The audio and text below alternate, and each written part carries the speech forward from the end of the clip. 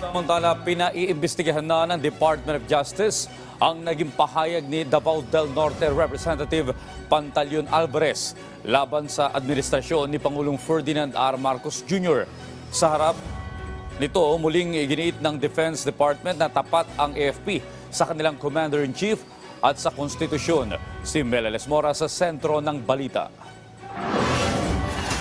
Umalma si Defense Secretary Gilberto Teodoro Jr. sa naging panawagan ni Davao del Norte 1st District Representative Pantaleon Alvarez sa militar na bawiin na nila ang kanilang suporta kay Pangulong Ferdinand R. Marcos Jr. Ayon kay Secretary Teodoro, nananatiling tapat ang AFP sa konstitusyon at sa paglilingkod sa bayan at walang saysay ang anumang pagtatangka na baliktarin ito. Kasabay niyan, wala rin umanong ibubungang maganda ang panawagan ni Alvarez at sa halip, posible pa itong humantong sa criminal investigation.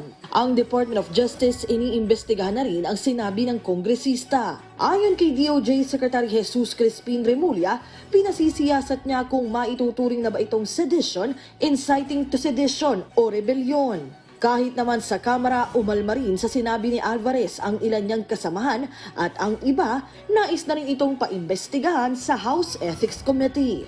That is really rebellion.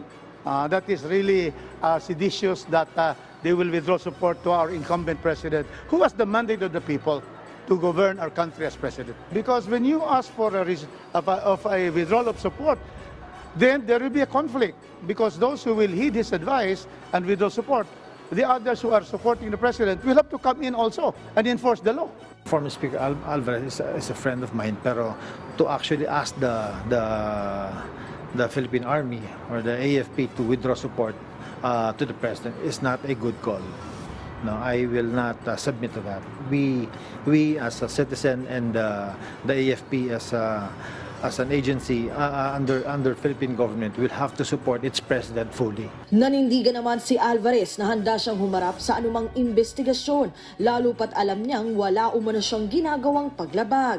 Mensahe pa niya sa kanyang mga kasamahang mambabatas. Siyempre, option naman ng House of Representatives yan kasi mayroon tayong dyan, yung House Ethics Committee. Hindi sasagutin na lang natin ito. Merong nag-aayon ng reklamo. Kung meron mang nasaktan, di pasensya. Pero para sabihin ko na nagkamali ako sa sinabi ko, hindi ako nagkamali. Yun talaga yung gusto ko sabihin. Wala pang pahayag ang House Ethics Committee kung ano ang magiging hakbang nila ukol sa issue.